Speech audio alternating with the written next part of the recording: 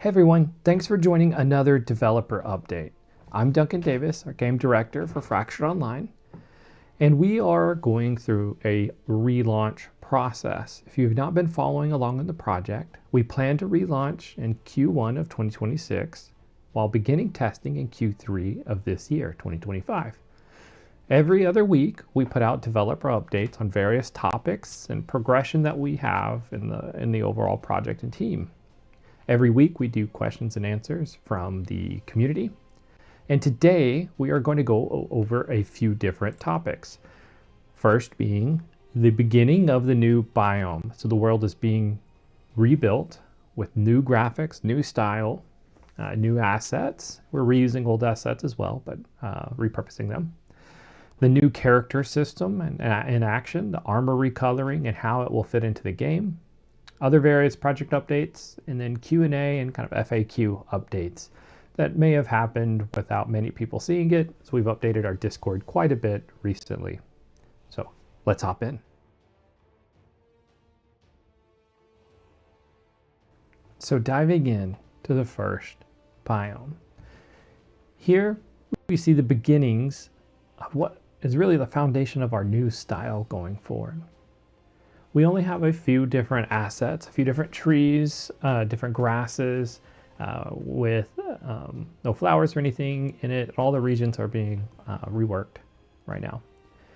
But the core of the goal for this first phase was to establish the new style, iterate between the art side and various other aspects of the project to ensure that everything going forward can adhere to this new realistic with slight stylized areas. So the overall world is being rebuilt. We have 5 biomes, main biomes planned. The first biome is really a filler biome. It's the steppes. And with that, this biome has an interesting role that it needs to fit and smoothly transition players between some of the more strong identities, such as the swamps or like the mystical forests, the highland type biomes. So its role is to be in between everything and smoothly transition the player without feeling a jarring effect between all of these biomes. With that, we see a lot of variety in color in this particular biome. And so we wanted to begin testing out what are the new textures to set the tone, what is the grass, what are the colors we want to highlight, different areas there. We also are rebuilding all of our foliage, our trees, our regents, bushes, rock textures. You'll start to see cliffs instead of flat textures that were before. We're still iterating on a lot of these. This is really the MVP and only a couple weeks worth of work towards this. Most of the time has been iterating on the style.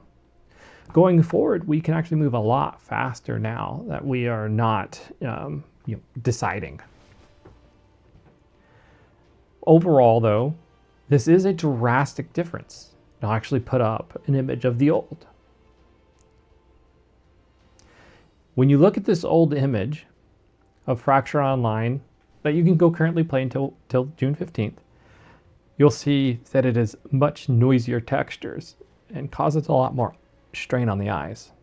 We wanted a much smoother, painterly type of style in our environment, our characters, the buildings, that can really flow without causing eye strain as you play.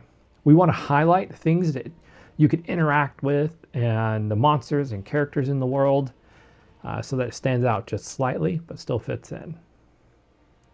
So this is just the beginning, and we'll actually have continuous updates going forward on foliage, on environments, new biomes, and we'll continue to cover bigger updates in the developer updates like this.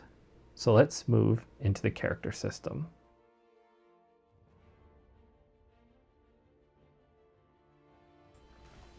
Okay, so diving into the character system and armor recoloring, we wanted to have a level of customization and identity that wasn't able to be done in the previous system, right? We wanted to be able to do effects off of armor and weapons on certain pieces.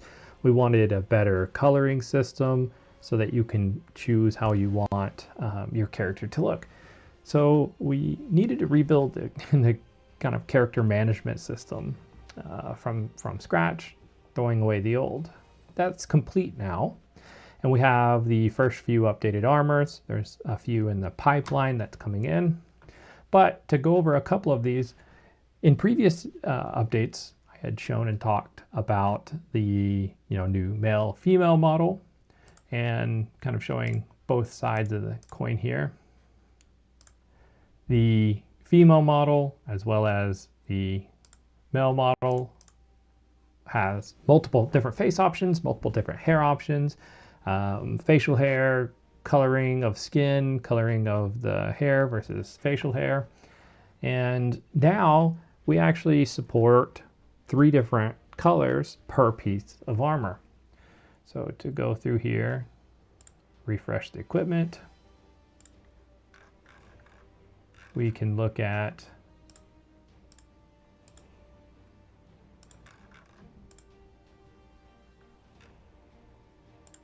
let's look at the male.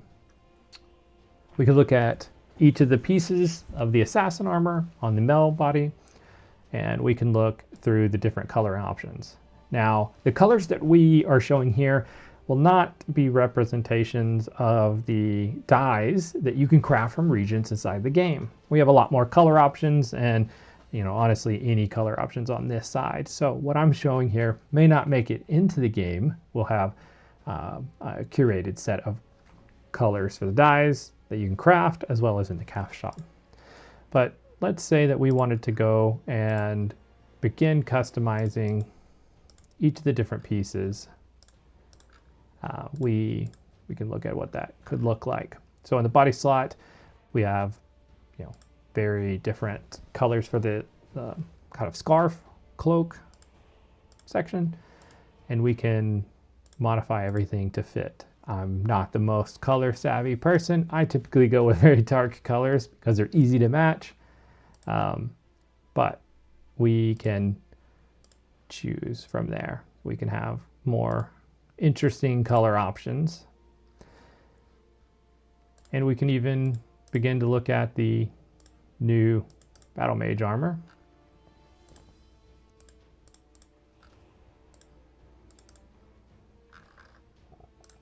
Go back, load defaults. And you can see that the armors are a lot higher fidelity, and you have the different capabilities of changing. So this is changing the metallic on the face. This is changing the metallic on the body. So we're going to be adjusting these so that they're not as strong on the metallics for adjusting.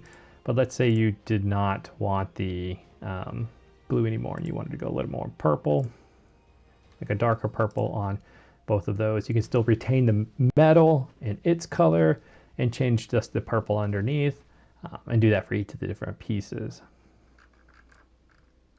So in a nutshell, that is the recoloring option. Like I said, it'll present itself through dyes in the game, and you'll choose the different slot, and that will apply the curated version of, let's say, blue dye for that armor. So you don't have to worry about the tint and like how strong it is. So each of the armor pieces will have their version of what blue means to that particular piece, so that we can have some color and tint consistency throughout the different armor pieces, but still giving you the customization on how you want your character to look.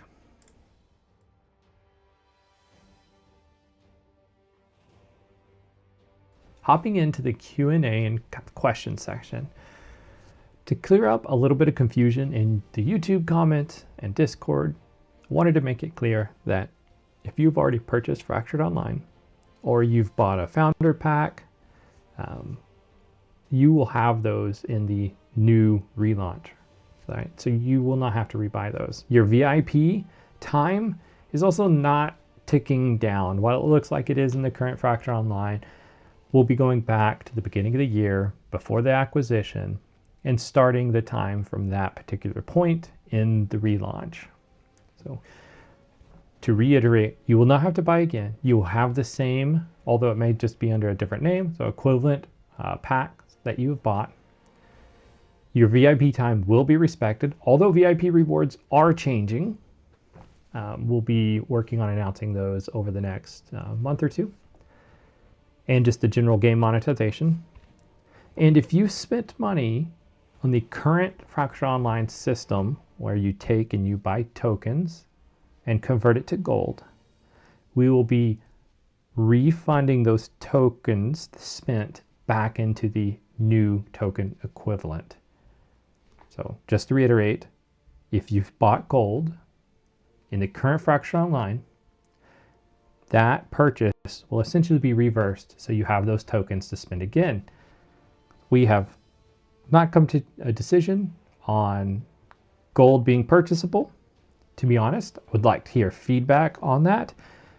My personal opinion in how I do design is that, to me, it's a little bit more buying power and buying capability in the game, and so that falls under the pay to win section. Not to get into a religious debate on pay to win, but I like to keep clean design where real money doesn't touch those things. That is a change from the existing Fracture Online. So we will be making that information more clear. But one last time, if you've bought Fracture Online, you will not need to rebuy it. Your tokens, your VIP will be respected and back to VIP being at the beginning of the year, and your gold purchases being refunded back to the tokens equivalent. Now moving on to a few questions that's come up. So in the crafting and material section, will better types of materials give better stats on weapons, armors in the full release? Yes, to keep it simple, yes, mats are following a more tiered progression system and how you gather them, process them, and the output of that. And so while we don't have the details to share just yet on, one being better than the other, it is safe to assume that, tier 2 is going to be better than tier 1, tier 3, etc. The ratios we haven't quite finalized on. And the next question was really expansion onto the first. Let's say, for instance, copper plate armor gives the same bonus as a steel armor plate. Will that be fixed for full release, or is it just a visual bug? So that is an issue of the current Fractured Online. Going forward, the armors and materials will have tiers in that. So you will not end up in a case where copper plate armor, if that exists in the new, gives the same stats as steel plate armor. They would be two different tiers. Also, the fact that about half of the trees I chop fall through the ground, just wondering if that will be fixed. What's funny, in a bug way, is that if it's not falling through the ground, the tree's bouncing. And so it makes for gathering trees sometimes a little bit tedious. So that is being fixed, both of those. PvP and gameplay systems. Will there be open world PvP? There will be open world PvP, but it will show itself in the faction warfare. So players will be able to opt into fighting for their faction. Ganking, theft, bounty system. I mean, ganking will exist in the faction setup, like I mentioned just previously. There is not free or full loot PvP, so there is not the theft. Although in the designs, just so like kind of future thing, we would like to see, for example, a rogue archetype having more than just combat related class things to do, such as lock picking and thieving from NPCs, things like that, that make the character feel a little bit more immersive in the world, not just in combat. Bounty hunting system, we are looking at that going forward. I can safe to say that it's going to be part of a PvE quest type first, and we will explore what that could look like in this new PvP setup. Those systems are often for all the time PvP. Criminal towns, safe havens, no, not so much, because the PvP is based off the factions. The town that you are a part of from the faction would be your safe area, and outside of that, you would be warring against the other factions. Will we still be following the old fractured system of solo play means 3 people? No, we will not. There'll be content that you're able to do solo. There'll be content you're unable to do solo.